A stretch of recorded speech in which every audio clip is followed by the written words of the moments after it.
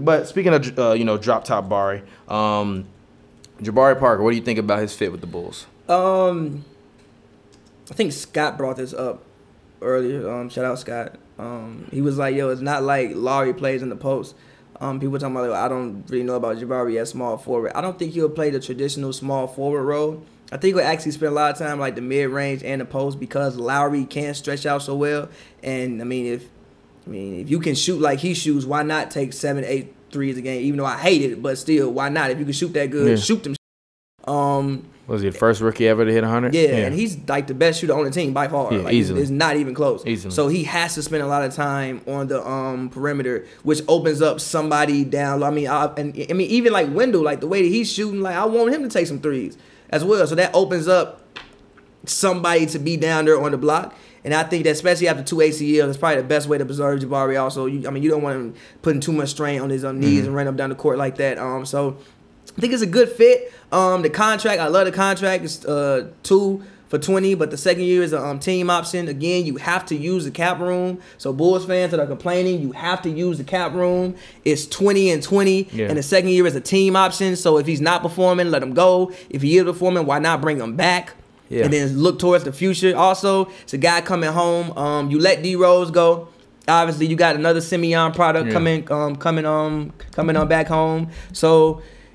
And when Jabari was healthy, like he was giving you basically 20 points a night. Like I don't as far as there being, your like primary scorer, I think on some nights Jabari can do that. I feel like Jabari and Lowry can be your primary scorers. I'm not sure about Zach taking up that role, but I think Jabari and Lowry can definitely do that. So I think it's a great fit for the Bulls, man. I personally think it's a good fit. Again, you have to use the cap room, and when I look around at the market, I mean, what you want to give Marcus Smart the money? Like, there's really nobody else I see that you can make sense of giving that money to, and I think Jabari was a good fit for them. And if he wants to come, I'm sure he wanted to come. Want to come back and play home? Well, play at home. I don't mind it. I don't mind the pickup. I think it's a good pickup for the Bulls. Yeah. Another note about Jabari is like it's still young, and he's not a Greg Oden type. I mean, these are ACL injuries, and ACLs can be fixed. You might not ever be the same you were, but like.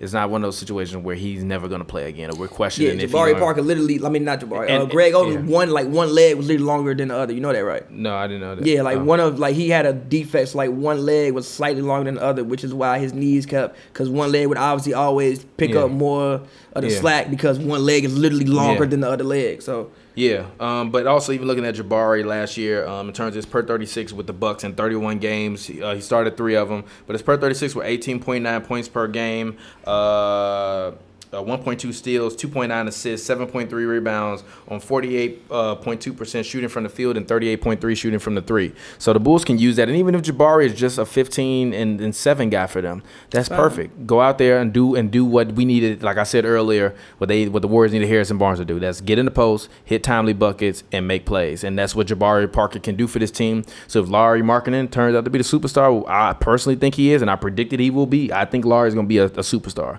I legit think he's going to be a top 5 player in the NBA one day. I see that level of potential. I see that dog, especially after he yammed Buddy on New York and stared him down. I was like, yeah, I see. You know what I mean? Because even Dirk had some dog in him. Dirk wasn't no hoe. Like, I know a lot of you young dudes that might listen to this might not remember the greatness of Dirk Nowitzki, but Dirk Nowitzki he never went out there and you thought Dirk Nowitzki wasn't gonna be tough. He wasn't gonna be in your face. He wasn't gonna have that grit, that grind. Dirk was a hooper before he got old and couldn't move. Well, I mean, Dirk really could never move, but he had finesse in the one leg. But I think Lauri is gonna be better than that. Everybody been talking and trying to find a Dirk comparison for years. I think this is the closest thing we've legitimately seen to it.